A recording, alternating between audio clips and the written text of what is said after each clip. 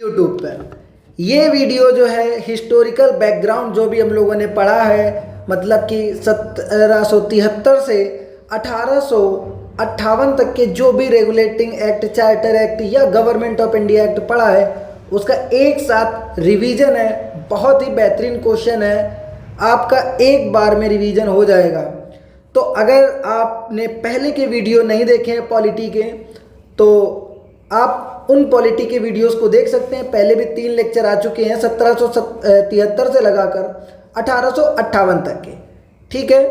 और अगर मेरी कोशिश आपको अच्छी लग रही है तो प्लीज़ थोड़ा सा सपोर्ट करें और थोड़ा सा लाइक वगैरह करने की कोशिश करें। कोई पैसा नहीं कटता है, सब्सक्राइब भी कर सकते हैं अगर मन करे तो, ठीक है। तो हम लोग पढ़ के आ रहे हैं, किस लिए पढ़ रहे हैं थोड़ा सा एक बार समझ लेते हैं। हम लोग हिस्टोरिकल बैकग्राउंड या ऐतिहासिक पृष्ठभूमि देख रहे हैं संविधान की, कि संविधान कैसे बना, उसके लिए पहले से प्रोसेस क्या क्या हुए, अंग्रेजों के टाइम से कौन कौन से एक्ट आए, वो सब चीज़ें हम लोग पढ़ रहे हैं। 3 वीडियो हो चुकी, ये चौथा वीडियो जो है इसका, ये इसमें रिवीजन है, क्वेश्चन के थ्रू पूरा रिवीजन है, एक बार में पूरा रिवीजन हो जाएगा आपका, ठीक है। इसमें मोस्टली टारगेट लिया गया है कि 2025 के जो भी यूपी पीसीएस या यूपीएससी प्रीलिम्स होगा उसमें आपको यहाँ से पूरी तरीके से हेल्प मिल सकता है, या वन डे एग्ज़ाम जिस तरीके से पैटर्न चेंज कर रहे हैं, डिटेल में क्वेश्चन पढ़ रहे हैं, मतलब आ रहे हैं, तो मुझे लगता है कि अब डिटेल में पढ़ना ज़्यादा ज़रूरी है। कम से कम एक बार डिटेल में पढ़ना चाहिए, ठीक है। तो समय को और ज़्यादा बेकार किए बिना आगे की तरफ बढ़ते हैं और पहले क्वेश्चन की तरफ चलते हैं। तो यहाँ पर हमारा फर्स्ट क्वेश्चन आया है, देखिए लिखा है, अंग्रेजी ईस्ट इंडिया कंपनी के मामलों को विनियमित का मतलब होता है कि उसको रेगुलेट करने के लिए ब्रिटिश संसद द्वारा पहला प्रयास कौन सा था। तो देखिए रेगुलेट करने के लिए सबसे पहला प्रयास आया था, सबसे पहली बार जब रेगुलेटिंग एक्ट आया था 1773 में। रेगुलेटिंग एक्ट पहली बार आया ही इसलिए था ताकि कंपनी को रेगुलेट कर सके, क्योंकि इसमें भ्रष्टाचार बहुत ज़्यादा फैला हुआ था, ठीक है। यहीं से आपको बता देते हैं कि इस समय जो है, जिस समय ये रेगुलेटिंग एक्ट आया था, उस समय जो गवर्नर बनाए गए थे आपके बंगाल के, ठीक है, उस समय बंगाल के गवर्नर जनरल चलते थे। बंगाल का गवर्नर जनरल जो बना था वो बने थे वॉरेन हेस्टिंग, ठीक है। वॉरेन हेस्टिंग जो थे वो बंगाल के पहले गवर्नर जनरल बने थे, ठीक है। एक चीज़ और इसी में रिवीजन करा देते हैं, इसी के तहत 1774 में, मतलब 1774 में कलकत्ता में एक सुप्रीम कोर्ट की स्थापना करी गई थी, कोलकाता में हुई थी, कोलकाता में, ठीक है। किसकी स्थापना हुई थी? सुप्रीम कोर्ट की स्थापना हुई थी। और इसके जो जज थे वो थे एलिजा एम्पे, ठीक है। एलिजा एम्पे जो जज थे, और इनके साथ में 3 और जो थे वो जज हुआ करते थे, मिला के 4 लोग थे, ठीक है। तो देखते हैं नेक्स्ट क्वेश्चन, मतलब क्वेश्चन नंबर 2 की तरफ चलते हैं। तो क्वेश्चन नंबर 2 है यहाँ पर, निम्नलिखित में से किस अधिनियम ने बंगाल के गवर्नर जनरल को भारत के गवर्नर जनरल के रूप में नामित किया। मतलब ये हुआ कि बंगाल के गवर्नर को पूरे भारत का गवर्नर जनरल कहा जाने लगा। और आपको हिंट देते हैं कि इसी एक्ट में जो है वो मैक्सिमम सेंट्रलाइजेशन, ठीक है, यह अधिकतम केंद्रीकरण हुआ था। अधिकतम केंद्रीकरण की बात करें तो यहाँ पर हुआ था अधिकतम केंद्रीकरण, ठीक है। अगर अधिकतम केंद्रीकरण की बात करते हैं तो जिस समय ये बंगाल का गवर्नर जनरल भारत का गवर्नर जनरल बन गया था, वो एक्ट का नाम था आपका 1833 में ही क्यों हुआ था?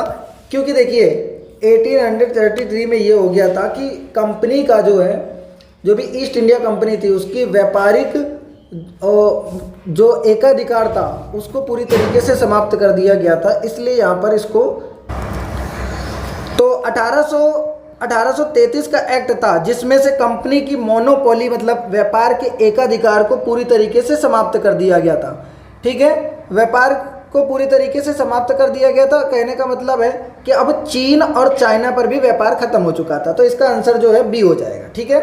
वहीं नेक्स्ट क्वेश्चन की तरफ चलते हैं। तो आपका नेक्स्ट क्वेश्चन मतलब क्वेश्चन नंबर 3 आता है। इसमें देखते हैं क्या है, इसमें लिखा है, निम्नलिखित में से किस अधिनियम ने पहली बार गवर्नर जनरल इन काउंसिल के विधायी और कार्यकारी कार्यों को अलग किया था। ठीक है, ध्यान से क्वेश्चन समझिए। इसमें इस तरीके के क्वेश्चन 3 पार्ट हैं, तीनों पार्ट में अभी आपको एक्सप्लेन करता हूं कि वो सन चल रहा था 1853, जिसमें मिनी पार्लियामेंट या अभी जो आधुनिक पार्लियामेंट बनी है उसकी नींव रखी गई थी 1853 के चार्टर एक्ट में। ठीक है, तो इसी समय 1853 का जब चार्टर एक्ट रखा गया था, तभी गवर्नर जनरल इन काउंसिल जो थे, गवर्नर जनरल काउंसिल के विधायी और कार्यकारी कार्यों को अलग कर दिया गया था। ठीक है, इसी के तहत सिविल सेवकों की खुली प्रतियोगिता का आयोजन सफलतापूर्वक पहली बार हुआ था। उस समिति के अध्यक्ष थे, 1854 में समिति बनी थी मैकाले समिति, तो अध्यक्ष भी मैकाले होंगे। ठीक है, तो मैकाले समिति जो बनी थी वो 1854 में बनी थी। किससे रिलेटेड थी? तो सिविल सेवकों की परीक्षा से रिलेटेड थी। ठीक है, इसी के तहत आधुनिक पार्लियामेंट की शुरुआत होती है। वहीं अगर बात करते हैं, देखिए यहाँ पर 2-3 तरीके के क्वेश्चन आएंगे। एक, पहली बार तो ये आपको पता चला कि कब गवर्नर जनरल काउंसिल के न्यायिक और जो कार्य है, न्यायिक और मतलब विधायी कार्य और कार्यकारी, इनको अलग कर दिया गया था, तो ये था 1853। वहीं 1793 मतलब 93 में सबसे पहले क्या किया गया था, जो कोर्ट था सुप्रीम कोर्ट जिसे, तो इसके न्यायिक कार्य और टैक्स कलेक्शन के कार्यों को इसमें परिभाषित किया गया था पहली बार 1793 में। ठीक है, तो इतनी चीज़ आपको क्लियर हो चुकी है। और सबसे पहली बार द्विशासन कब चालू हुआ था? तो द्विशासन भी चालू हुआ था 1784 के पिट्स इंडिया एक्ट में, जिसमें बोर्ड ऑफ कंट्रोल की स्थापना करी गई थी। बोर्ड ऑफ कंट्रोल सैन्य एवं प्रशासनिक कार्य देखता था, जबकि कोर्ट ऑफ डायरेक्टर्स जो थे कमर्शियल वर्ग व्यापारिक कार्य को देखते थे। तो क्वेश्चन नंबर 3 हम लोग कर चुके हैं, यहाँ पे आंसर हो जाएगा आपका 1853। क्वेश्चन नंबर 4 की तरफ चलते हैं। तो देखिए क्वेश्चन नंबर 4 में लिखा है 1773 के रेगुलेटिंग एक्ट की निम्नलिखित में से कौन सी विशेषता है? मतलब 1773 के रेगुलेटिंग एक्ट में क्या क्या हुआ था ये समझिए। ये कलकत्ता 1774 में सर्वोच्च न्यायालय की स्थापना के लिए प्रदान किया गया था। याद कीजिए, अभी थोड़ी देर पहले मैंने बताया था कोलकाता में जो है वो स्थापना हुई थी किसकी? सुप्रीम कोर्ट की। एलिजा एम्पे जिसके मुख्य न्यायाधीश थे 1774 में हुई थी। सही जवाब है पहला। दूसरे में लिखा है इसने बंगाल के गवर्नर जनरल के लिए कार्यकारी परिषद याद कीजिए काउंसिल ऑफ फोर नाम की बनाई थी, काउंसिल ऑफ 4।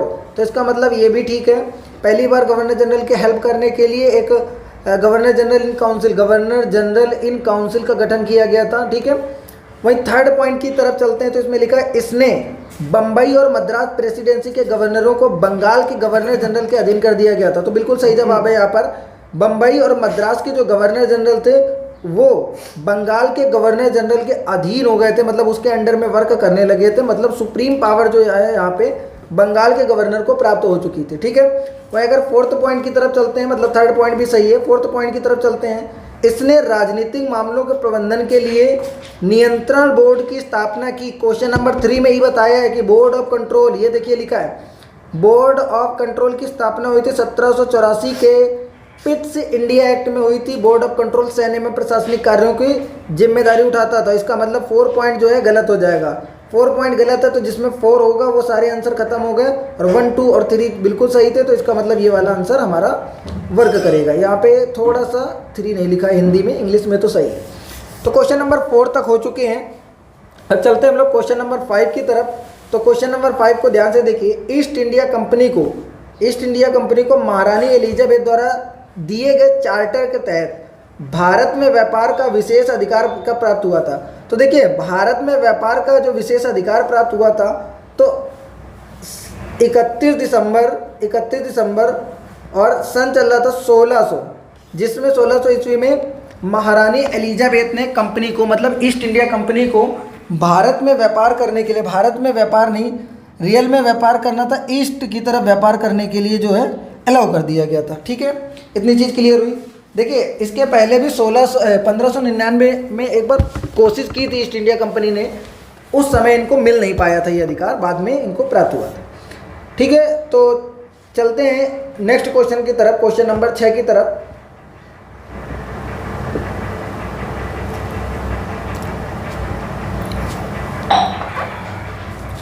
क्वेश्चन नंबर 6 में देखिए जरा, 1765 में ईस्ट इंडिया कंपनी को बंगाल, बिहार, उड़ीसा में 3 जगह पर दीवानी अधिकार प्राप्त हुए थे।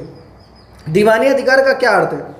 याद कीजिए, जब 1764 का बक्सर का युद्ध हुआ था, उस समय शाह आलम द्वितीय ने बंगाल, बिहार और उड़ीसा में मतलब 3 जगह के दीवानी अधिकार जो है वो कंपनी को दे दिए थे। दीवानी अधिकार में क्या किया गया था कि एक तो टैक्स कलेक्शन का काम होता था, दूसरा वहाँ पर न्यायिक कार्यों को और प्रशासनिक कार्यों को देखने का भी कार्य जो है वो इसी को मिल गया था, ईस्ट इंडिया कंपनी को। तो यहाँ पर सी जो है आपका बिल्कुल सही आंसर होगा कि केवल राजस्व और नागरिक न्याय पर अधिकार प्राप्त हुआ था। ठीक है, तो क्वेश्चन नंबर 6 हो चुका है। चलते हैं क्वेश्चन नंबर 7 की तरफ। तो क्वेश्चन नंबर 7 देखिए, यहाँ पे लिखा है रेगुलेटिंग एक्ट 1773 की कौन सी विशेषताएं नहीं है? जहाँ लिखा होता है नहीं, ध्यान देना होता है वहीं। ठीक है, तो 1773 में सबसे पहले आपको देखना है क्या हुआ था। जो नहीं हुआ था उसको हटा देना है, बस वही आपका आंसर होगा। लिखा है यह भारत में ईस्ट इंडिया कंपनी के मामलों को नियंत्रित और विनियमित करने के लिए अंग्रेजों द्वारा उठाया गया पहला कदम। बिल्कुल सही जवाब है, पहला चार्टर एक्ट या पहला रेगुलेटिंग एक्ट जिसको बोलते हैं वो 1773 में ही आया था। पहली बार अंग्रेजों ने कंपनी के राजनीतिक और प्रशासनिक कार्यों को मान्यता दी थी। बिल्कुल सही जवाब है, पहली बार कंपनी ने राजनीतिक और प्रशासनिक कार्यों को मान्यता दे दी थी। सी की बात करते हैं तो लिखा है 1773 के रेगुलेटिंग एक्ट ने भारत में केंद्रीय प्रशासन की नींव रखी। केंद्रीय प्रशासन का मतलब सेंट्रलाइजेशन किया, तो सेंट्रलाइजेशन बिल्कुल सही जवाब है। चौथे पॉइंट की अगर बात करते हैं, इसने मद्रास में सर्वोच्च न्यायालय की स्थापना का प्रावधान किया। याद कीजिए भाई, सर्वोच्च न्यायालय की स्थापना का प्रावधान कहाँ हुआ था? मद्रास में हुआ था या और कहीं हुआ था? तो सही जवाब है कलकत्ता में। कलकत्ता में 1774 में जो है स्थापना होने का प्रावधान कर दिया गया था। ठीक है, तो ये क्वेश्चन आप जो है उम्मीद करते हैं कि ये क्वेश्चन आपको समझ में आ चुका होगा। तो क्वेश्चन नंबर 7 के बाद अब देखते हैं क्वेश्चन नंबर 8 की तरफ। इसमें क्या है? रेगुलेटिंग एक्ट 1773 की कौन सी विशेषता नहीं है? फिर से देखिए, अगेन उसी तरीके का क्वेश्चन है। क्वेश्चन रिपीट तो नहीं हो गया? एक बार चेक करता हूँ, नहीं रिपीट नहीं है। नेक्स्ट अगला क्वेश्चन ही नया क्वेश्चन है ये। लिखा रेगुलेटिंग एक्ट 1773 की कौन सी विशेषता नहीं है? तो फिर से एक बार याद करते हैं विशेषताएं कौन सी हैं। देखिए, राजनीतिक मामलों के प्रबंधन के लिए नियंत्रण बोर्ड की स्थापना। याद कीजिए भैया, बोर्ड ऑफ कंट्रोल, नियंत्रण बोर्ड। ठीक है, तो इसको तो जो है पिट्स इंडिया एक्ट के तहत किया गया था। बहुत बार आपने पढ़ लिया, पिट्स इंडिया एक्ट के तहत किया गया था। इसका मतलब ये जो है ये आपका आंसर हो ही नहीं सकता, मतलब यही आंसर सही है। 1773 में ये नहीं हुआ था, मतलब यही आंसर सही। बाकी भी एक बार तीनों पॉइंट को पढ़ लेते हैं। लिखा है भारत में राजस्व, नागरिक और सैन्य मामलों की रिपोर्ट करने के लिए निदेशक न्यायालय की अगर बात करते हैं तो कोर्ट ऑफ डायरेक्टर्स की स्थापना करी गई थी। बिल्कुल सही है, पहली बार बनाया गया था। सी पॉइंट देखते हैं, इसने बंगाल के गवर्नर को बंगाल के गवर्नर जनरल के रूप में नामित किया और बॉम्बे, मद्रास और के गवर्नर जो थे बंगाल के गवर्नर जनरल के अधीन हो गए थे। बिल्कुल सही जवाब है। मद्रास और बम्बई की गवर्नर जनरल की जो पावर थी, जिसको बोलते हैं विधायी पावर, जो है लेजिस्लेटिव पावर, वो जो है बंगाल के गवर्नर को ट्रांसफ़र कर दी गई थी। पहला स्टेप था सेंट्रलाइजेशन का, और वॉरेन हेस्टिंग जो थे उस समय बंगाल के गवर्नर जनरल पहले बने थे। ठीक है, इसका मतलब ये पॉइंट भी सही लिखा है। डी की बात करते हैं, इसने कंपनी के नौकरों को किसी निजी व्यापार में शामिल होने या मूल निवासियों से उपहार स्वीकार करने पर प्रतिबंधित कर दिया। बिल्कुल सही जवाब है, क्योंकि भ्रष्टाचार इतना कंपनी में हो रहा था, निजी व्यापार में सब लिप्त थे, जिसकी वजह से सब अपना अपना प्रॉफिट देख रहे थे और कंपनी डूबती चली जा रही थी, जिसकी वजह से ये रेगुलेटिंग एक्ट आया था। इसका मतलब ये भी पॉइंट सही है। इसमें पूछा कौन सही नहीं है, तो भाई ये वाला जो आंसर लिखा है पहला वाला, ये सही नहीं है। इसका मतलब ये सही नहीं से हुआ, इस प्रश्न का जो उत्तर है वो यही हो चुका, क्योंकि इसमें गलत वाला बताना है। तो इसका मतलब ये वाला जो है इस प्रश्न का आंसर है, क्योंकि बोर्ड ऑफ कंट्रोल की स्थापना पिट्स इंडिया एक्ट में हुई थी। ठीक है, क्वेश्चन नंबर चलते हैं अब 9 की तरफ। एक बार 9 क्वेश्चन को देखते हैं ध्यान से। लेकिन निम्नलिखित में से किस प्रक्रिया को बंदोबस्त अधिनियम भी कहा जाता है? देखिए, कभी भी किसी भी लैंग्वेज के प्रति रिजिड नहीं रहना, मतलब उसी पे अड़े नहीं रहना है। अगर हिंदी में नहीं कोई चीज़ समझ में आती तो उसको एक बार इंग्लिश में पढ़ें, इंग्लिश में नहीं आती तो एक बार हिंदी में पढ़ने का प्रयास करें। लिखा act of settlement. Act of settlement अगर बात करते हैं तो 1773 की कमियों को दूर करने के लिए 1781 में एक एक्ट आया था, जिसमें बोला गया था एक्ट ऑफ सेटलमेंट बोला गया था। इस एक्ट ऑफ सेटलमेंट में क्या किया गया होगा आप समझ सकते हैं कि सबसे पहली बात जो है वो इसमें पहली बार शक्तियों का बंटवारा किया गया था। किसके किसके बीच किया गया था?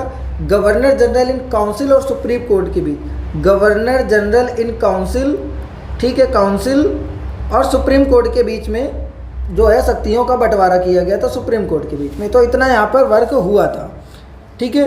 अभी नेक्स्ट चलते हैं क्वेश्चन नंबर 10 की तरफ। क्वेश्चन नंबर 10 आप पढ़िए, देखिए थोड़ा लेंदी लग रहा है लेकिन कोई नहीं, सब कुछ अगर पढ़ा हुआ है तो सब आसान होता है। लिखा है निम्नलिखित में से कौन 1784 के पिट्स इंडिया एक्ट की विशेषता नहीं थी? अगर आपने यहाँ भी समझा होगा तब भी आप बता सकेंगे कौन सा नहीं थी। फिर से देखिए ध्यान से, जहाँ लिखा है नहीं ध्यान देना है वहीं, ठीक है। मतलब इस क्वेश्चन में खास ध्यान देना है, ऐसे क्वेश्चन गलत होने के चांस सबसे ज़्यादा होते हैं क्योंकि हम लोग नहीं को इग्नोर कर देते हैं और उसके नंबर भी नहीं मिलते हैं इसीलिए, ठीक है। तो ध्यान से देखिए, इसने कंपनी के वाणिज्यिक और राजनीतिक कार्यों को अलग किया, बिल्कुल सही जवाब है। बोर्ड ऑफ कंट्रोल की स्थापना हुई थी, ठीक है, बोर्ड ऑफ कंट्रोल की स्थापना इसी में हो चुकी थी। और board of court of directors पहले से 1773 में बने थे, मतलब यहाँ पर राजनीतिक और वाणिज्यिक कार्य अलग हो चुके थे, सही जवाब है। मतलब ये वाला आंसर नहीं होगा इसका, मतलब ये पॉइंट सही है, हमें गलत वाला पॉइंट बताना है। फिर बी में लिखा है भारत में ब्रिटिश कब्जे के नागरिक और सैन्य, सरकारी और राजस्व के सभी कार्यों की निगरानी और निर्देशन करने के लिए, नियंत्रण को सशक्त बनाने के लिए नए निकाय बोर्ड ऑफ कंट्रोल की स्थापना की गई थी। अभी देखिए पहले पॉइंट में ही बताया, मतलब ये आंसर भी इसका, ये पॉइंट भी सही है, हमें गलत वाला ढूंढना है। इसने दोहरी सरकार प्रणाली, डुअल गवर्नमेंट स्टार्ट किया था, बिल्कुल सही जवाब है। क्योंकि याद कीजिए मैंने आपको बताया था PTTS पिट्स जो होता है या T डबल गवर्नमेंट को शो करता है, मतलब डबल गवर्नमेंट आप यहाँ से याद रख सकते हैं। तो डबल गवर्नमेंट ये यहाँ से चालू हुई थी। फिर बात करते हैं पॉइंट डी की, तो इसमें लिखा है पहली बार इसने कंपनी के राजनीतिक और प्रशासनिक कार्यों को मान्यता दी। देखिए अभी आपको मैंने इसके पहले ही क्वेश्चन में पढ़ाया था कि 1773 का जो एक्ट था उसमें कंपनी के राजनीतिक और प्रशासनिक कार्यों को पहली बार मान्यता दे दी गई थी। इसका मतलब ये पॉइंट गलत है, और जो गलत है हमारे लिए इस प्रश्न के अनुसार वही पॉइंट सही है। तो ये तीनों पॉइंट हैं वो इस प्रश्न का उत्तर नहीं होंगे, डी इसका आंसर होगा, ठीक है। अब चलते हैं क्वेश्चन नंबर 11 की तरफ। तो क्वेश्चन नंबर 11 को ध्यान से देखते हैं, इसमें क्या लिखा है। इसमें लिखा है कि 1784 के पिट्स इंडिया एक्ट के बारे में निम्नलिखित में से कौन सा तथ्य महत्वपूर्ण है, मतलब कौन सही है, ये बताना है इस बार, ठीक है। लिखा है पहली बार भारत में कंपनी के क्षेत्रों को भारत में ब्रिटिश संपत्ति कहा गया। याद कीजिए पिट्स, फिर से मैं बता रहा हूँ एक बार फिर से, पिट्स पी से बोलते हैं पोसेशन, मतलब कब्जा, उसी किसी की संपत्ति पर किसी दूसरे का कब्जा। तो जहाँ भी पोसेशन आ जाता है पोसेशन ही, इसका मतलब है कि जो भी कंपनी का क्षेत्र था भारत में, वो ब्रिटेन सरकार की कंपनी हो गई थी, मतलब ब्रिटेन सरकार का वो प्रॉपर्टी संपत्ति उसने अपने अधिकार बोल दिया था कि अब हमारा होगा ये। तो सबसे पहली बार पिट्स इंडिया एक्ट में ही हुआ था, मतलब ये वाला पॉइंट भी सही है। दूसरा देखिए लिखा है इस अधिनियम के तहत ब्रिटिश सरकार को भारत में कंपनी के मामलों और उसके प्रशासनिक सर्वोच्च नियंत्रण दिया गया, ठीक है। कंपनी के मामलों में सर्वोच्च नियंत्रण दे दिया गया था क्योंकि दो जो है वो संस्थाएं स्थापित हो चुकी थी, ठीक है। कौन कौन सी? Board of control, board of control और कोर्ट ऑफ डायरेक्टर्स की स्थापना हो चुकी थी। वहीं सी पॉइंट की बात करते हैं, यह ब्रिटिश भारत में केंद्रीकरण की दिशा में पहला कदम था। तो देखिए केंद्रीकरण जो फर्स्ट स्टेप था केंद्रीकरण का, वो बोला जाता है आपका 1773 का रेगुलेटिंग एक्ट। इसका मतलब ये आंसर गलत है। अगर ये आंसर गलत है तो ए और बी यहाँ पर सही हो जाएंगे, ठीक है। अगले क्वेश्चन की तरफ चलते हैं, क्वेश्चन नंबर 12 की तरफ। तो देखिए इसमें क्या लिखा है, किस अधिनियम को ब्रिटिश भारत में केंद्रीकरण की दिशा में अंतिम कदम माना जाता है? अंतिम कदम मतलब जहाँ से केंद्रीकरण मैक्सिमम हो चुका होगा उसी को बोलेंगे अंतिम कदम। जहाँ से कोई भी, अब समझ लीजिए आपका घर बन रहा है, उसमें लास्ट में कुछ काम बचा है, वो हो जाता है तो वो अंतिम स्टेप होता है उस कार्य को होने का। उसी तरीके से अगर केंद्रीकरण हो रहा है और केंद्रीकरण कंप्लीट हो जाता है तो उसको बोलते हैं अंतिम कदम, ठीक है। तो याद कीजिए आपको बताया था मैंने 1833 का जो भी रेगुलेटिंग एक्ट था या चार्टर एक्ट था, उसी को मैक्सिमम कॉलोनाइजेशन या मैक्सिमम सेंट्रलाइजेशन बोलते हैं। इसी को सेंट हेलेना आइसलैंड भी बोलते हैं, सेंट हेलेना आइसलैंड एक्ट भी इसी को बोला जाता है। यहाँ पर एक और काम हुआ था कि यहाँ पर पहली बार, ठीक है, भारतीय विधि आयोग बनाया गया था। भारतीय विधि आयोग अब किस लिए बनाया गया था? विधि याद रखिए लॉ को बोलते हैं हिंदी में, और इसके तहत कानून बनाए जाते हैं। इसका मतलब स्टेबल गवर्नमेंट के लिए, ठीक है, भारत में कानून बनाए गए थे। सबसे पहली बार एक आयोग बनाया गया था ये, ठीक है। इसी के तहत एक और किया गया था कि गवर्नर जनरल जो था, गवर्नर जनरल और बंगाल को, ठीक है, अब गवर्नर जनरल ऑफ इंडिया कहा जाने लगा। और विलियम बेंटिक जो बिल्कुल थे एंटिक, ठीक है, उनको बोलते हैं विलियम बेंटिक। तो विलियम बेंटिक जो थे पहली बार इसी के तहत जो है वो भारत के गवर्नर जनरल बन के आए थे। इतनी चीज़ हो गई, और पूरी तरीके से कंपनी का एकाधिकार था वो समाप्त कर दिया गया था चीन और चाय पर भी, और बाकी पहले जो 1813 में किया गया था वो भी, मतलब पूरी तरीके से कंपनी का व्यापार यहाँ से एकाधिकार खत्म हो चुका था।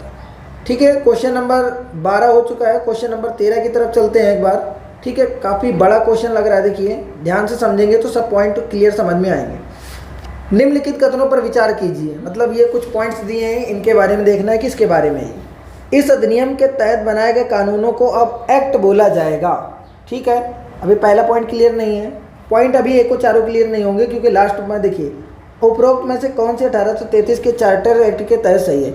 इसका मतलब ये है कि इसमें सिंपल सा 1833 के चार्टर एक्ट को पूछ लिया गया है। ठीक है, तो इसको अभी एक बार क्लियर कर लेते हैं सारे पॉइंट्स पढ़कर। लिखा है इस अधिनियम के तहत बनाए गए जो भी एक्ट हैं, ठीक है, उनको अब अधिनियम बोला जाएगा। कुछ ऐसा कुछ था क्या सिस्टम। ठीक है, इस पॉइंट को भी होल्ड पे डालते हैं, नेक्स्ट देखते हैं। देखिए सेकंड लिखा है इससे ईस्ट इंडिया कंपनी की व्यावसायिक गतिविधियां समाप्त हो गई। देखिए व्यावसायिक गतिविधियां जो हैं समाप्त हो गई और कंपनी एक विशुद्ध प्रशासनिक इकाई बन गई। जब कंपनी का एकाधिकार जो है समाप्त कर दिया जाएगा, ध्यान से समझिएगा, जब कंपनी का एकाधिकार समाप्त कर दिया जाएगा तो कंपनी और क्या करेगी, प्रशासनिक इकाई की तरह व्यवहार करेगी ना फिर तो। ठीक है, तो यहाँ से जो कंपनी है पूरी तरीके से प्रशासनिक इकाई बन गई थी और ये इसके व्यापार जो है पूरी तरीके से व्यावसायिक कार्यों को ख़त्म कर दिया गया था। तीसरे पॉइंट को देखते हैं। भारत में कंपनी के क्षेत्रों को महामहिम उनके उत्तराधिकारियों और उत्तराधिकारियों के लिए ट्रस्ट में कहा जाता है। इसका सिंपल सा मतलब है कि इस समय क्या हुआ था, भारत में जो भी ईस्ट इंडिया कंपनी के क्षेत्र थे उसको अब ब्रिटेन सरकार अपने जो उसके खास लोग थे या उनके उत्तराधिकारी थे उनको दे रही थी। वहीं अगर बात करते हैं, इसका मतलब ये भी सही पॉइंट है, वहीं बात करते हैं पॉइंट 4 की। लिखा है सिविल सेवकों के चयन के लिए खुली प्रतियोगिता की शुरुआत की जाए और भारतीयों को कंपनी में कोई भी पद संभालने से वंचित ना किया जाए।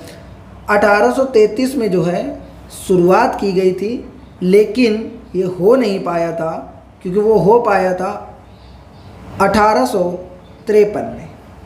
ठीक है, पहली बार जो है सफलतापूर्वक 1853 में हुआ था। इसका मतलब ये जो पॉइंट है वो आपका गलत है। इस अधिनियम के तहत बनाए गए जो भी थे अब उनको एक्ट बोला जाएगा, ये पॉइंट भी आपका सही है। तो यहाँ पर देख लेते हैं 1, 2 और 3 इसके जो हैं वो सही जवाब हैं। तो अब यहाँ से हम लोग अगले क्वेश्चन की तरफ चलते हैं, क्वेश्चन नंबर 14 की तरफ। क्वेश्चन नंबर 14 में देखिए क्या लिखा हुआ है। निम्नलिखित में से कौन बंगाल का पहला गवर्नर जनरल बना। बिल्कुल 3-4 बार बता दिया है। ठीक है, वॉरेन हेस्टिंग जो थे बंगाल के पहले गवर्नर जनरल बने थे 1773 में। क्वेश्चन नंबर 15 की बात करते हैं। निम्नलिखित में से कौन भारत का पहला वायसराय था। वायसराय देखिए अब फिर से समझिए थोड़ी सी, जब 1857 की क्रांति हुई तो क्रांति को दबाने के बाद, मतलब उसको ख़त्म करने के बाद गवर्नमेंट ऑफ इंडिया एक्ट आया था 1858। इसमें क्या किया गया था कि इसको गुड गवर्नमेंट एक्ट भी बोलते हैं। गुड गवर्नमेंट का मतलब कोई अच्छा एक्ट नहीं था ये। इसके तहत क्या किया गया था कि जो भी अब गवर्नमेंट है वो एक रिस्पॉन्सिबल गवर्नमेंट होगी। इसी के तहत उन्होंने दिमाग लगाया कि अब अगर भारत में राज्य करना है तो हमको थोड़ा भारत के लोगों को अपने में शामिल करना पड़ेगा। ठीक है, और देखिए इसी तरीके जो गवर्नर इंग्लिश में बोलते थे उसको वायसराय हिंदी का नाम जो है वो बोलने लगे थे। तो इनके दिमाग में आ रहा था कि किसको बनाए, कौन कर सकता, हु कैन मतलब अब ये आगे का काम कौन कर सकता, हु कैन। तो कैन से आपका कैनिंग यहाँ पे याद रखना है। ठीक है, इतनी चीज़ क्लियर हो चुकी है। अब चलते हैं अगले क्वेश्चन की तरफ, क्वेश्चन नंबर 16 की तरफ। क्वेश्चन नंबर 16 देखिए क्या लिखा है, निम्नलिखित में से किस गतिविधि में पहली बार गवर्नर जनरल की परिषद के विधायी और कार्यकारी कार्यों को अलग किया गया था। मुझे उम्मीद है कि अभी ये क्वेश्चन जो है वो रिपीट हो चुका है, क्योंकि अभी थोड़ी देर पहले मैंने इस क्वेश्चन को आई थिंक बताया था। ठीक है, तो गवर्नर जनरल इन काउंसिल के जो विधायी और प्रशासनिक कार्यों को अलग किया गया था, वो सबसे पहले किया गया था आपका 1853 में। ठीक है, तो नेक्स्ट क्वेश्चन की तरफ चलते हैं, क्वेश्चन नंबर 17 की तरफ चलते हैं। तो देखिए लिखा है, निम्नलिखित में से कौन चार्टर्ड एक्ट 1853 की विशेषता नहीं है। मतलब फिर से देखिए 1853 में जो नहीं हुआ था वो बताना है। देखिए फिर से नहीं, जहाँ लिखा है नहीं ध्यान देना है वहीं। पहला पॉइंट देखिए, इसने सिविल सेवकों के चयन और भर्ती की एक खुली प्रतियोगिता शुरू की। ठीक है, अब इसको देख सकते हैं। बी पॉइंट पे चलते हैं, इसने कंपनी के नियम को बढ़ाया लेकिन कोई विशेष समय निर्दिष्ट नहीं किया। ठीक है, इसको भी देखते हैं। सी पे लिखा है, इसने भारतीय विधान परिषद में पहली बार स्थानीय प्रतिनिधित्व की शुरुआत करी थी। तो भारतीय विधान परिषद में पहली बार स्थानीय प्रतिनिधित्व की शुरुआत करी थी, ये तो सही पॉइंट है। डी की तरफ चलते हैं, इसने कंपनी के वाणिज्यिक निकाय कोर्ट ऑफ डायरेक्टर्स को समाप्त कर दिया। अच्छा, तो जरा एक बार फिर से समझते हैं। बोर्ड ऑफ कंट्रोल और कोर्ट ऑफ डायरेक्टर्स, इन दोनों को पूरी तरीके से 1858 के गवर्नमेंट ऑफ इंडिया एक्ट में ख़त्म किया गया था। इसका मतलब ये दोनों यहाँ तक चालू थे। मतलब ये वाला पॉइंट गलत है, और जो गलत है हमारे हिसाब से इस क्वेश्चन के लिए यही सही जवाब है। ठीक है, तो इतनी चीज़ समझ चुके होंगे।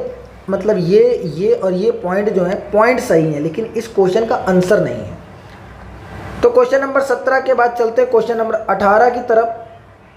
आसान लग रहा है क्वेश्चन।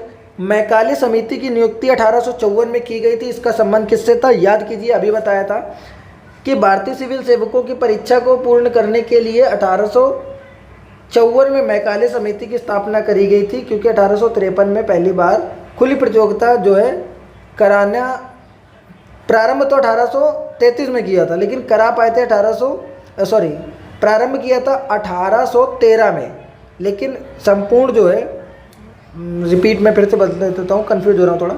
देखिए 1833 और 1853, 33 में ट्राई किया था बट हो नहीं पाई थी, क्योंकि जो है बोर्ड ऑफ डायरेक्टर्स, ठीक है, या कोर्ट ऑफ डायरेक्टर्स जिसको बोलते हैं, वो इसका विरोध कर रहे थे, जिसकी वजह से ये खुली प्रतियोगिता हो नहीं पाई थी इस समय।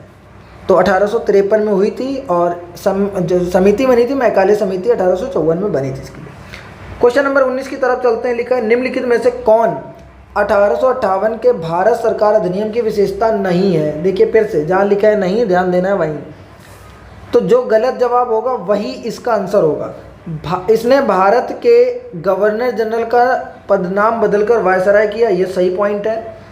ठीक है, डी पे लिखा है, मतलब नेक्स्ट पॉइंट पे लिखा है, इसने नियंत्रण बोर्ड ऑफ निदेशक मंडल को समाप्त कर और दोहरी गवर्नमेंट को समाप्त कर दिया। बिल्कुल सही जवाब है।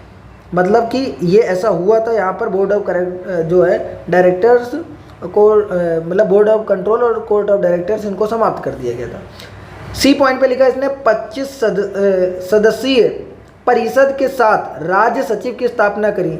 राज्य सचिव की स्थापना हुई थी, बिल्कुल सही जवाब है। सबसे मोस्ट पावरफुल जो पद था राज्य सचिव का है, वो निकल के आया था। लेकिन जो राज्य सचिव का पद निकल कर आया था उसमें 15 सदस्य थे। ठीक है, 15 मेंबर थे, और जो राज्य ये था सेक्रेटरी, ठीक, सेक्रेटरी जनरल ऑफ स्टेट, ये जो था ये मोस्ट पावरफुल था, हेड होता था इसका। 15 सदस्य थे। इसका मतलब ये पॉइंट गलत है।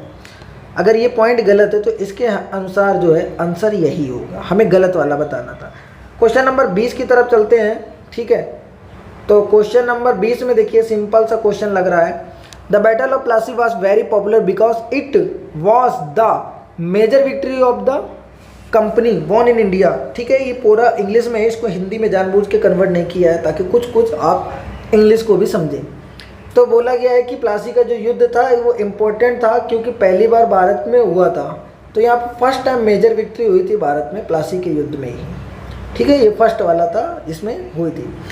वहीं चलते हैं क्वेश्चन नंबर 21 की तरफ। अली वर्दी खां, अगर आपने थोड़ा सा भी प्लासी का युद्ध मेरे से पढ़ा है, पहली वीडियो में ही बताया है, तो प्लासी के युद्ध में अली वर्दी खां की मृत्यु होने के बाद, बंगाल का इस समय शासक था पहले अली वर्दी खां, उसकी मृत्यु होने के बाद उसने अपनी सबसे छोटी पुत्री के लड़के जिसको बोलते हैं सिराजुद्दौला को जो है नवाब बना दिया था।